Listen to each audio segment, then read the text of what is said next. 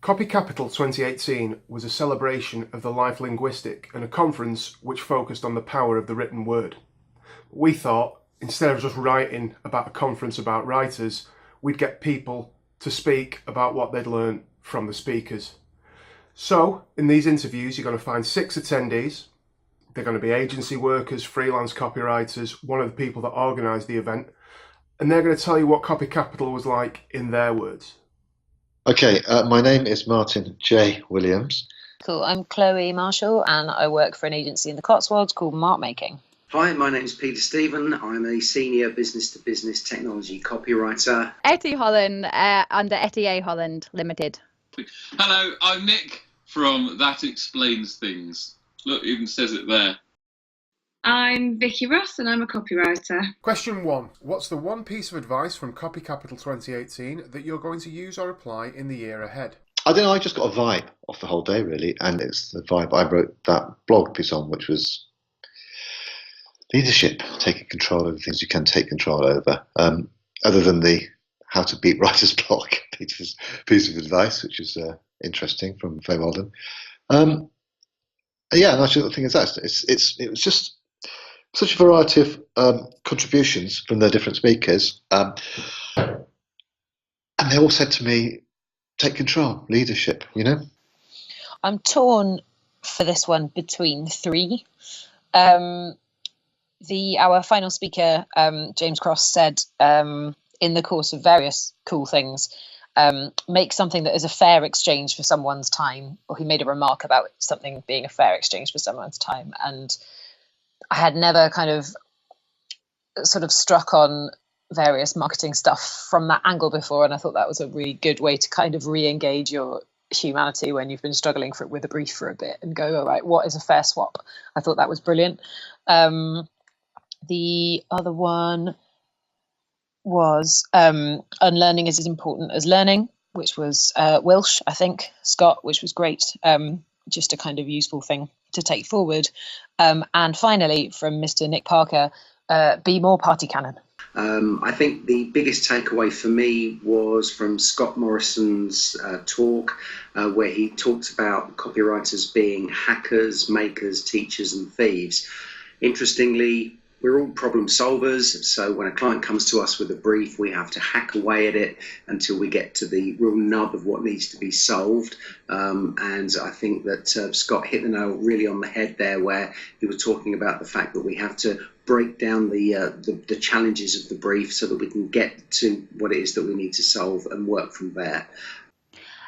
So I found loads valuable and interesting, which goes without saying, really. But my overall takeaway was confidence. I think for me, and probably loads of copywriters, that's the main thing that holds me back and stops me charging what I should and putting myself out there like I should. And, you know, I hide behind email instead of calling clients. And that was my biggest takeaway, is how confident we should be, because we're creators and creativity is the number one skill to drive businesses forwards. The one thing I'm going to apply, look, I even wrote it down. It was Joe Wallace talking about, because we're writers and it's like we're obsessed with what we say, when she said sometimes it's not what you say, it's what you do. And I think actually just her example of, she tackled problems or issues by putting on events or running an exhibition, or there was just something really struck me about doing things in the world, not just writing stuff about it, which is obviously, you know, our preference as writers. I take away reassurance that copywriting is a healthy business to be in, and it was evident on the day at Copy Capital, because 230 people came to celebrate what they do or support what copywriters do, and that is reassuring. Question 2. If you were asked to speak at Copy Capital 2019, what topic would you cover? So I think my talk would focus on moving into freelancing and how you have to treat freelancing like a business, which I think people forget. And also my perspective, which is that writers need to get experience and go out and meet a broad cross section of people that will be selling to, and get outside the kind of big city agency bubble If I was to talk at the Copy Capital 2019 event, I'd probably start by following up on the talk that I gave at the 2017 event around artificial intelligence and how it's affecting the creative industry, in particular copywriters. I'd also do a piece on how copywriters can gather inspiration from pretty much anywhere, from the mundane to the spectacular and from the sublime to the ridiculous. A couple of years back, I wrote a blog post entreating and trying to persuade my fellow copywriters to listen to hip hop. And I think if I had a platform, I'd love to prod that idea around a bit more and see if there are legs in it for a talk that would be worth an hour of 200 people's time. Change the conversation from design-led marketing, which it predominantly is at the moment, and we all experience it, to becoming message-led marketing. And I think this will benefit our customers because they will have stronger foundations for their marketing, and it'll benefit copywriters too. It'll move us up the food chain where we're having the conversations with our clients and our prospects about more strategic thinking, building their marketing on stronger, more strategic foundations, really, rather than being brought in at the last minute saying, can you replace this Lauren Edson with some words? I think you do, don't you? Words. Yes, just put some words in there. That'd be lovely. Either conversational copywriting, because I think a lot of people don't get that is how we should write, or tone of voice. That's my specialism. Comparing and hosting is not my specialism by any means. I thought it was interesting that my talk last year in Bournemouth got a really good response about tone of voice. And then I thought there was a connection with Yuri's talk this year about strategic models. And I think there's something really valuable about us as a group of practitioners in taking one of the sort of big strategic ideas that is always in the background in our industry and just picking it apart a bit and thinking about our assumptions. So tone of voice, strategic models. If I was going to do that next year, I'd do it for storytelling, because I think storytelling is a little bit of jargon in our industry that we're never quite clear what we mean when we say storytelling. Our clients certainly aren't. They can use the term storytelling to mean, just explain a thing or literally write me a 5-act drama. So that's what I do. I'd pick apart the storytelling. Question 3. What do you see as the biggest opportunities for copywriters and marketers in the year ahead? Copywriters as marketers, I think that is the big opportunity where we are, and we have to take ourselves more seriously than just being wordsmiths and all this very wordy kind of arty-farty kind of thing. I think that the opportunity is for copywriters to value themselves. My answers are a bit repetitive. I think that by looking at the people that came to Copy Capital, they are copywriters and they're people that pay for copywriting. And so that feeds back into my first answer about reassurance. Copywriters should go out there so confident that people need what they do. And we just need to be bolder, and we need to make sure everyone values the importance of the word, which I think was just evident on the day. I was really struck by a couple of things that Alex Glancy from Virgin said. I can't remember in what context, but he was talking about how we tend to think of ourselves as copywriters as a homogenous blob, and we're not actually. There's loads of people doing loads of different things. But the thing that he said that really struck me was that how often as writers you have the ear of power. That whether that is helping the CEO with their speech or helping articulate strategy. In a way, I feel like it's the same opportunities it's always been, because there's always new brands and new platforms and new places to do what we do. But to be honest, it's kind of always infiltrating further into murky corners of crappy language uses and hauling horrible robotic stuff out into the light and making it useful, fixing all the stuff that's shit and making better stuff.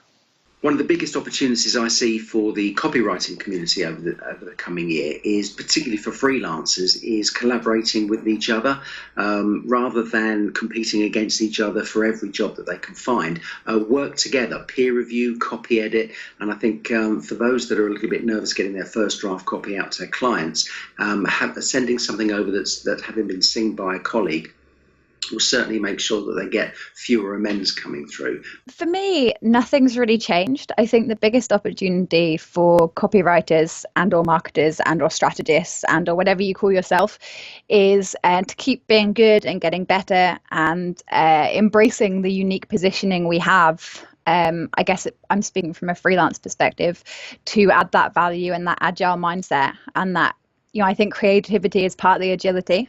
So the ability to evolve and think quickly will be something businesses really value from us. Question 4 then, which is... Shall I do a different answer for 3 then? Oh, do you want to do a different answer? It's up to you. Let's do a different answer if 2 people have already talked about that power thing. Yeah, we don't want to have any sort of through line in this video that people could take away as a, main theme.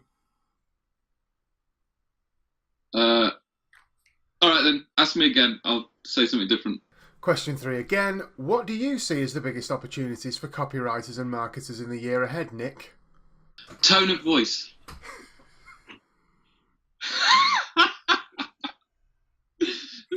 I'd just stop it at that. It was the fact that your dog appeared at the same time as we saying it.